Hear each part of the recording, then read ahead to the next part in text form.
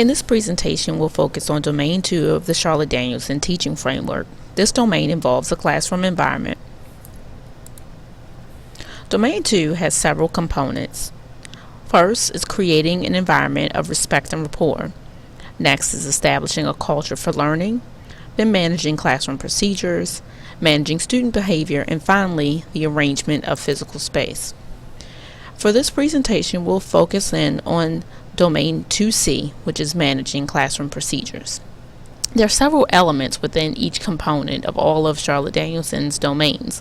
For Domain C, the first element is managing instructional groups. The next is management of transitions, management of materials and supplies, the performance of non-instructional duties, and supervision of volunteers and paraprofessionals in the classroom. Although most people think of discipline when they consider Domain 2, creating appropriate and effective procedures is the heart of classroom management. Creating structure aids disciplines and stifles certain management issues that stem from confusion or disorganization. Some students take the opportunity to create their own rules when they don't know where to turn in an assignment. They'll walk over and get sharpen a pencil, talk to a friend, and then pretend that they didn't know where you wanted them to place a sheet of paper. Or if they're given the opportunity to move the groups, but let's say the instructions are a little lax, you notice the students are wandering around or walking about, and they'll always say, I didn't know where to go or what to do. Taking time to systemically choreograph your classroom procedures will ultimately aid in creating a structure and culture for learning. We're going to take a minute to watch a video on how one teacher creates this type of culture in her classroom through use of procedures. As we watch the video, I want you to consider how this procedure could be used to manage procedures in your classroom.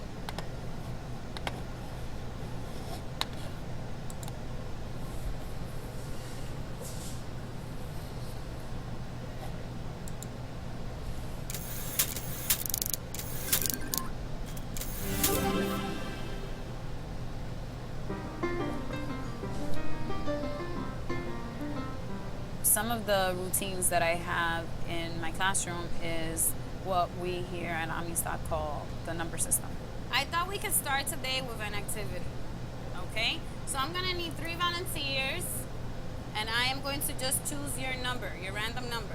So can I have number 5 come up? Each child in your class gets a number. So if there's 20 kids in your class, 1 through 20. I tend to do it alphabetically because it's much easier that way, and it's easier for the kids to learn and understand, and there's a connection between the number and why you have that number. So I use that system for everything. Okay, partners, can you please come and get your laptops based on your numbers, please? If they're gonna line up, they line up in number order. What does that avoid? The people running to the front because they want to be first, the people who always want to be in the back because they want to joke around, you know, and those little issues. So right off the bat, you've already extinguished that fire.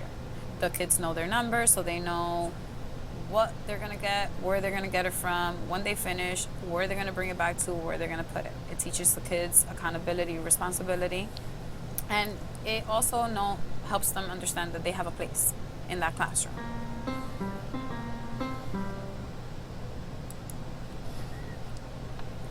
Let's look back at a few of the things under structuring the classroom and thinking back to the number system. You consider when you plan your classroom procedures how you want students to enter the class.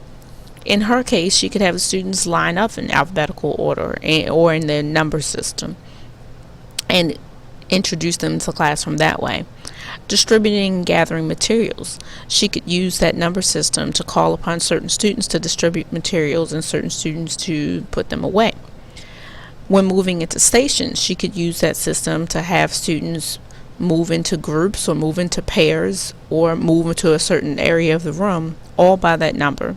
The same thing could be done in participation in groups. Odd numbered children could be the recorders or the reporters or whatever you want to do in that particular situation.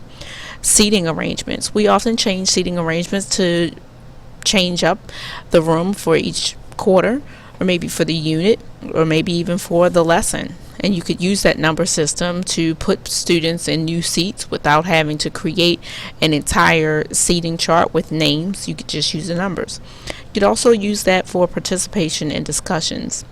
Thinking about calling on students by number and using that cold calling method, that is a really good strategy for getting students to talk in some of our more quiet classrooms. Now, there is an assignment that goes along with this module. If you'll go to the wiki, and this is what it looks like when you first get there. Over here on the right hand side, you scroll down to your online courses and go back to the module for domain 2C. There's a procedure assignment, and you just click download and open. What I would like you to do is to draw using the shapes feature in Microsoft Word what your room looks like. To the best of your ability, you don't have to draw the chairs.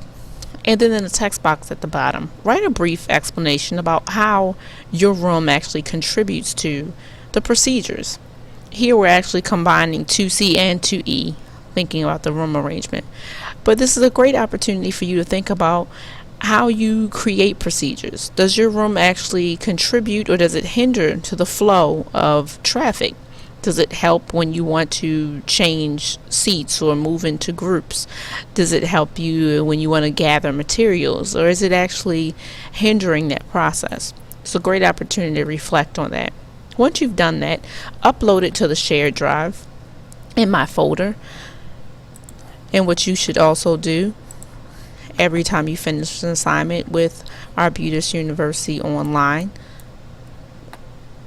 or just in particular, go and complete the credit request, which is always under each assignment.